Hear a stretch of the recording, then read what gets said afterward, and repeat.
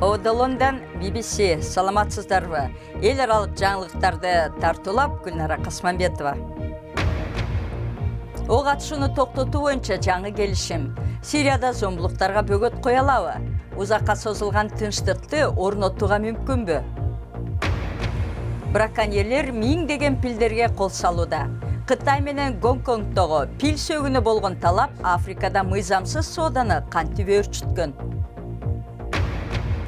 Америкада жасалган суучул робот 17-кылымда чөгүп кеткен кеменин калдыктарын изилдейт.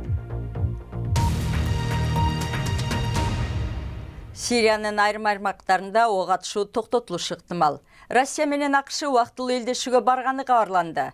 Бирок орус медиасы келишим Дамаскиде 24 саатка жана өкмөт көзөмөлдөгөн түндүк Латакияда 72 саатка гана созуларын айтат.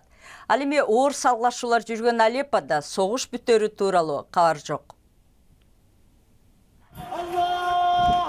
Орусия, АКШ жана Бириккен Улуттар уюму Сириядагы ок чыгарбоо келишими күчүндө дегени менен Алеппо шаарынын тургундары согуш уланып жатканына күбө болушууда. 2 ай мурда Сириядагы касташып жаткан тараптар ок атууну токтотуп, тынчтык сүйлөшүүлөрүн башташкан. Эми Алеппо шаарындагы акыркы ооруканалардын бирине ракета тийип, ондогондор каза тапты. Айтылган бейтапкананы чек арасыз дарыгерлер уюму иштетип келген. Уюмдун айтымында быйыл 7 жолу алар иштеткен ооруканалар бутага алынды. Акыркы 48 сааттын ичинде 25 мүнөт сайын бир сириялык курман болду. Өкмөт күчтөрүнө жана алардын өнөктөштөрүнө карата ок чыгарбоо келишимин бузду деп дооматтар айтылууда. Козголомчуларга каршы да айыптар тагылууда. Эки тараптын ортосунда калган Алеппо шаарынын тургундары согуштун кесепетин көтөрүп жаткандай. Мен касташып жаткан тараптарды ок чыгарбоого чакырам. Бул кадамдар тургундардын өмүрүн кыйып, инфраструктураны талкалап жатат. Анын баарын ким кайрадан куруп чыгат? Бирок согушуп жаткан тараптар сөзгө көнөбү? Жергиликтүүлөр 5 жылга созулган жарандык согуш токтоп, жакын арада тынчтык орнойт деген үмүтүнөн айрылды окшойт. Кенияда саясатчылар жана айлана чөйрөнү коргоо уюмдары пилдерде мыкты куралданган браконьерлерден коргоо маселесин талкуулап жатышат. Жыл сайын пилдин казык тишинин артынан түшкөндөр 10 миңдеген жаныбарды жок кылышат. Кытай менен Гонконгдогу пил сөгүнө болгон талап сооданы өөрчүтүүдө. Бирок жаныбарды коргоо уюмдары мыйзамдуу соодага жамынып, мыйзамсыз иш-аракеттер жүрүп жатышы ыктымал дешүүдө. 50 жылдан бери Гонконг пил сөгүнүн соодасынын чордону болуп келген. 1990-жылдары Гонконгдо пил сөгүнүн импорт жана экспортуна тыюу салынган. Бирок бул кадам соодага бөгөт койгон жок. Учурда Гонконгдо мыйзамдуу түрдө пил сөгүн сатса болот. Миңдеген пил сөгүнөн жасалган буюмдар дүкөндөрдө сатылууда. Алардын баары импортко тыюу салынганга чейин алып келинген деп айтылууда. Бирок жаратылышты коргоон активисттер бул сөздөрдү четке кагып, мыйзамсыз алынып келген пил сөөктөрү сатылып жатканын белгилешүүдө. Жашыруун тартылган видео айтылган айыптарды тастыктады.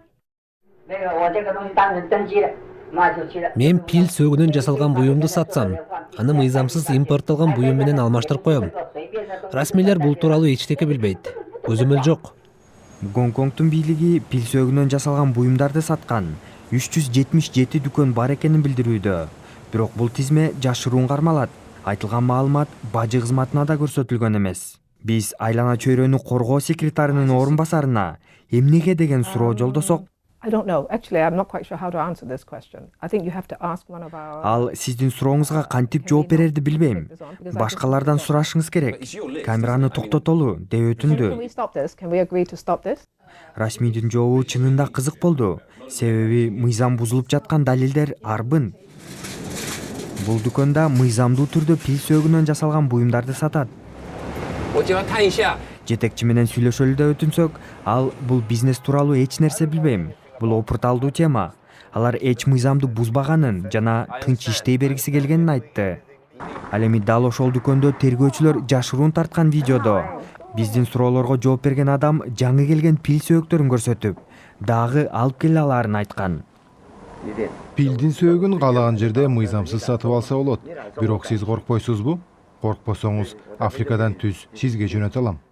Дүкөнчү 10 тоннага чейин пил сөөктөрүн алып келе алаарын айтып, бир маанилүү информация менен бөлүштү. Биз көп жылдан бери иштеп келебиз. Эмне кылып жатканыбызды эч ким билбейт.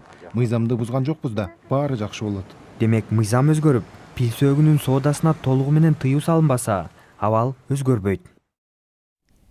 Сиз көрүп жаткан BBC эми алдыңкы саптагы башка жаңылыктар. АКШ Калифорнияда жүздөгөн жүрүшчүлөр унаа кыймылын бууп, Республикачыл партиянын талапкерлигине өнөктүк жүргүзүүгө келген Дональд Трампка каршылыгын билдиришти. Кеминде 20 адам камакка алынды. Бир полицей унаанын терезеси талкаланды. Түштүк Африканын президенти Якоб Зума коррупция боюнча дагы 800 айыптоого жооп бериши ыктымал. 7 жыл мурун Зума өлкө президенти болор алдында айыптоолорду жоюп коюшкан. Ал чечим кайра каралмай болду. Сот бул айыптоолорду жоопсуз калтыруу эстүүлүккө жатпас деди.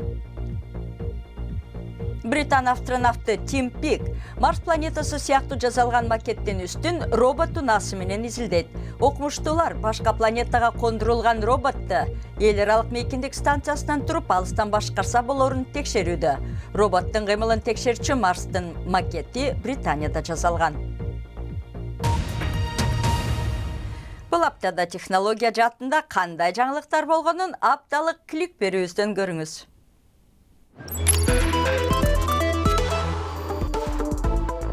Аргентинадагы футбол клубу жаңы билет системасын ойлоп чыкканын билдирүүдө. Көрөрмандар мындан ары денесине чип орнотуп, ал билет болуп бермекчи. Тигре аттуу клуб айтылган технологияны сынап жатканын билдирди. Бирок Тигре жаңы системаны колдонгон дүйнөдөгү биринчи футбол клубу болмокчу. Чип өмүр бою клубдун оюндарына бара турган көрөрмандарга сатылат.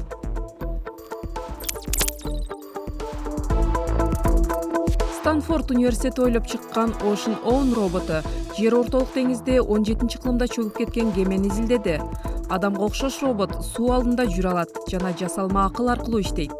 Роботту ойлоп чыккандар Ocean Own океандын мурда изилденбеген аймактарына жете алат деп үмүттөнүүдө. Кытай коопсуздук кызматкерлерине көмөк көрсөтө турган роботун жарыялады.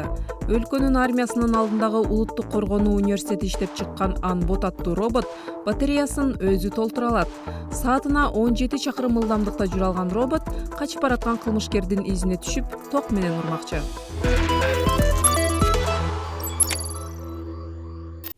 Эми спортко келдик. Спорттогу арбитраждык сот УЕФАнын кызматтан четтетилген мурунку президентинин акыркы доо арызын карап жатат. Мишель Платини өзүн футбол ишмердүүлүгүнөн 6 жылга четтеткен чечимге каршы арызданууда. ФИФА декабрь айында ири суммадагы акчанын которулушунда анын кызыкчылыгы болгон деп тапкан. Ал мыйзамды бузбаганын жүйө келтирүүдө. Теннис. Дүйнөнүн биринчи ракеткасы Серена Уильямс састымолоп Мадриддеги турнирден чыгып калды. Ал август айынан бери 4 гана мелдешке катышып, бирок алардын бирөөсүн да уткан жок. Уильямс жакында Римде өтчү турнирге үмүт артып турат. Испаниянын түштүгүндө суу түтүктөрүн орноткон куруучулар байыркы Рим империясынын тыйындарын таап алышты. Мыкты сакталган 1000 деген коло тыйындары 19 кумарага салыныптыр. Тыйындар жаңы эле куюлганда катылса керек, себеби алар бир да жолу колдонулган эмес экен.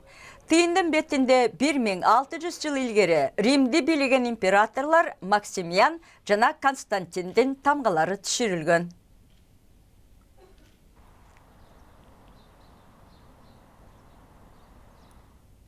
Императорлорго эмес, алардын урпактарына буйрган тыйындар тура. Интернетибизге башпагыңыз. Дарегибиз bbc-kyrgyz-chekit.com. Сайтыбыздан глобалдашуунун адам баласына тийгизген таасири тууралуу кимдик же иденттүүлүк темасына багытталган атайын баракчабызды таба аласыз. Апта бою сиздер менен Кыргыз кызматы жана Гүлнара Касманбетова болду. Саламатта калыңыздар.